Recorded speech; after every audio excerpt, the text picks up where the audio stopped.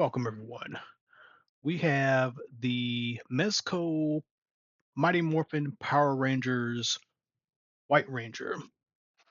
This was a Mezco exclusive, which means retailers didn't get this and you had to order this directly from Mezco's website.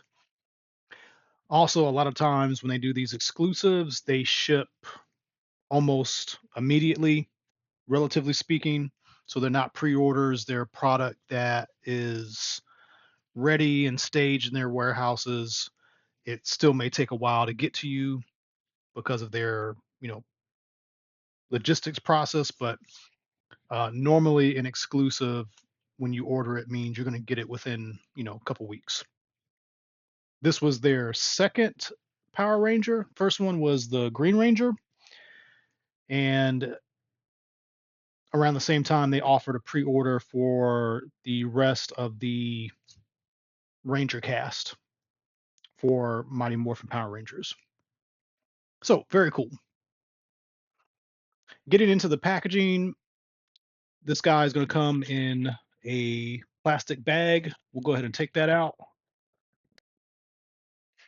The artwork is very nice on here. I don't think I've seen this particular graphic before, so I don't know if this was newly commissioned, if this is some existing artwork that was created for other products, but it looks really, really nice. The Mezco exclusive sticker is kind of like a shiny foil sticker, so that's nice. So that's the front. The top just has the Mighty Morphin logo, and at this point, it still says Sabans. Does not say Hasbro or anything else like that. On the side, you get the logo with the white Tiger Zord emblem. Other side is basically the same thing. There is a UPC on the bottom, and then on the back, the White Ranger kind of in a nice static pose with the Mighty Morphin logo again. So that's the outside of the box. And then here we have the inside. It does come with a little care guideline. Show that for a second if anybody needs that. Basically, this thing has a cloth suit, so be careful with it. And there's a couple layers to the tray here. So I'm going to show the back tray off real quick. Basically, get some of the effects pieces and the stand and the arm, articulated arm. And so for the top tray, we've got everything else. So we've got the figure. He's covered in a little clear plastic thing. We got a ton of accessories. We've got the Saba sword. We have the Saba sword extended. We got this magic sword from one of those episodes. Quite a few lighting effects for the swords. Kind of a blast effect there. He's got an additional Saba head. It's got these little lasers coming out. More effects. Now these swooshing effects for his sword. And then as you can see, he's got a set of hands, 6 extra hands, including a hand. I believe this is specifically for Saba. He's got a holster for Saba. And then he's got a unmasked head. And this looks pretty good, to be honest. I think that looks nice, maybe even better than the Hasbro one. All right, so let's take the all right, so let's get the figure out and take a closer look at the White Ranger. So here we have the White Ranger, and it's going to be a little bit of cleanup you need to do. So he's got this plastic kind of protecting the neck, probably to keep the paint from rubbing off or something like that. So you'll want to pop that off. There is a plastic wrap around his torso, and not quite sure how you're supposed to get this off yet. There is also plastic underneath these armbands. This is going to be a little bit easier to get to. So just bring that down to loosen it up. And it's kind of attached to the plastic. So this might take a little bit of work. Yeah, I mean you could rip it off, but maybe yeah, I don't know how this is going to come off. It is bigger than the arm, and it's kind of bunched up around it, and it's very slick. So it takes a little bit of effort. Again, you could probably manhandle it and rip the plastic off, but if you're trying to be careful, I mean this is cloth. You could tear the cloth up. Probably want to just be careful. Same thing for the other side. Just do your best to get this plastic down and out of the armband. There we go, and then roll it off. That wasn't too hard. So the piece that's inside of the armor, I'm noticing it comes out the side a little bit easier. I'm gonna try to work it that way, and I'm trying to be careful not to rip it so much that it doesn't come out. But you can tell this is where the neck was, so I'm basically kind of stretching that piece. There's no really good way to get this out without tearing up this plastic. And this stuff is just very slick. I cannot get my tweezers to pick up on it. Okay, there's that. And then we've got this piece around the waist, and you just need to work it out from underneath the belt. And I guess you kind of could get this down past his knees. I'm just going to cut this. And there you go. I like the idea of trying to preserve stuff, but that was just too much work. So as you are kind of getting the figure together, do make note of the neck. The neck has got these kind of like crease lines on the side. So if you see something like this going on with the neck, you need to turn it, and that's how you know what the front is. The crease lines come from the back and go downward toward the front, and the head pops on pretty easily. So messing with this guy like in person, this is nice. This is really nice. I'm a little bit worried about the suit because it is just so like pristine. Like I can imagine staining this thing. Like I'm almost afraid to touch it.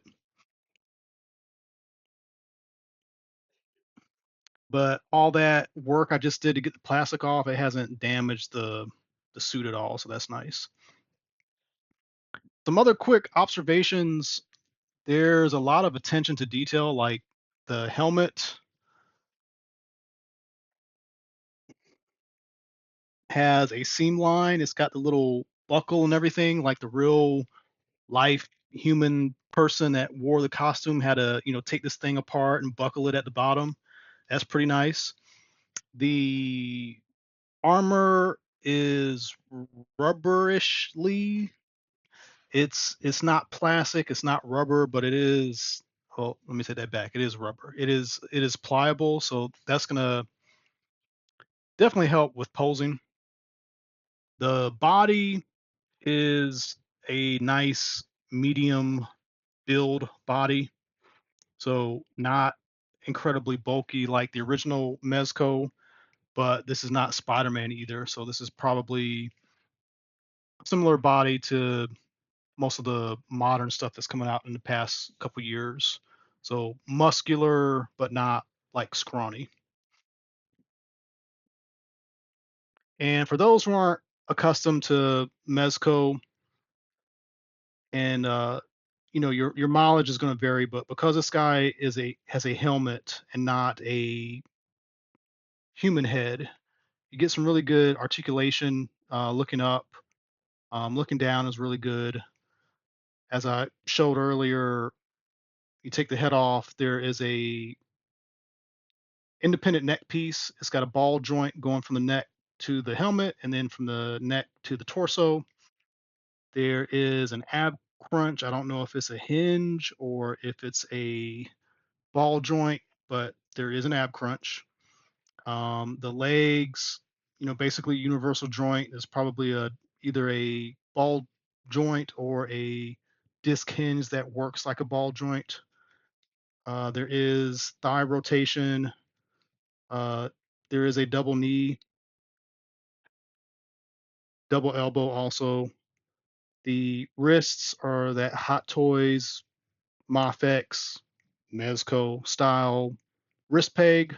So your up and down motion, you can, basically work it into any position to get that motion going. Shoulders, ball joint or disc hinge of some sort. Don't think there's a butterfly. If there is, it's going to be hard to tell. And then the feet are going to be a little limited. There is some good posing. I think this is basically like a dumbbell system, but because of the sculpt, you're going to have some limitations with getting the feet to get super, super dynamic. But, you know, for any particular, only thing, one thing that you're not going to get is a good like pointed toe, kick style move. But, like a wide stance, you're going to get a good ankle pivot. You're just not going to get any other extreme pose out of that. So that's a little disappointing, but I see figure companies have difficulties trying to make something like that work. Some of the neatest ideas is when they take the boot and make it kind of like a floating piece. Mezco doesn't do that. They like putting the foot on kind of like a cap, like how the hand fits onto the wrist, and that's always going to cause a limitation. But the upside is that, look at the sculpt and the line work. Like it looks more polished that way. So you're going to trade looks for articulation in a lot of scenarios like this. Okay, so let's at least get his sword in his hand. The hands are generally pliable, so that's nice. They're not hard plastic. And the sword goes in his hands pretty well. So let's pop this hand off, pop that one on, and that looks really good. And then maybe give him some kind of dynamic hand for the other one. He's motioning or, you know, trying to create some kind of dynamic energy motion. Yeah, that just looks really good. Like looking at this thing is kind of like there's like a real person here. That's the only way I can describe it. Like this is really cool. So let's do some comparisons. So I've got a Hasbro White Ranger, and they didn't give us a Ultimate White Ranger. They gave us those Ultimate versions for everybody else, but not the White Ranger, which is kind of sad. Like right before they gave the rights away, they should have at least did this figure. Um, Notably, this guy has got some stuff on his leg. I bought this thing brand new, and I don't know why he's got like some kind of weird paint on his thigh, but nevertheless, this is a nice figure. This guy is just a way, way, way, way better figure as far as looks. Now, talking about that foot articulation earlier, you know, here you go with some more extreme foot articulation. But, you are sacrificing a little bit of the look because, you can see the articulation joints in there. So it's not horrible, but again, that's what you give up. And here we have Super 7.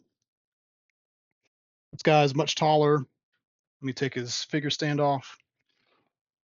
And he's got a bit more of a cartoony design. That's the Super 7 look that they go for. But I just want to show this off to show like height comparison. And then I meant to do this earlier, but let's put the human head on, the unmasked head. And it's a little soft, which is a Mezco thing. His skin is unusually brown also, which isn't bad, but just kind of noticeable. But I do like the head sculpt. I think the head sculpt looks good overall. Like that's to me, that's a really good head sculpt. And for anybody who is interested, the ponytail doesn't do anything, doesn't turn around or anything. That's the inside of the helmet. Yeah, whoever designed this at Mezco, they did a great job. This is a really good looking figure. It's got so many accessories, so many little things that you can do with it. Um, I don't think he ever did anything like this, but you can do all kinds of crazy stuff with the effects. He pretty much has every accessory that you would want. He's got an unmasked head, and he's very posable and looks great while being posable. So if you don't have this guy and you're able to pick this guy up, it's been a while since this got released. I think almost a year now. Get it. Definitely a recommended figure. Thanks for watching. If you haven't done so, please like and subscribe, and always tune into more videos coming up. Thank you.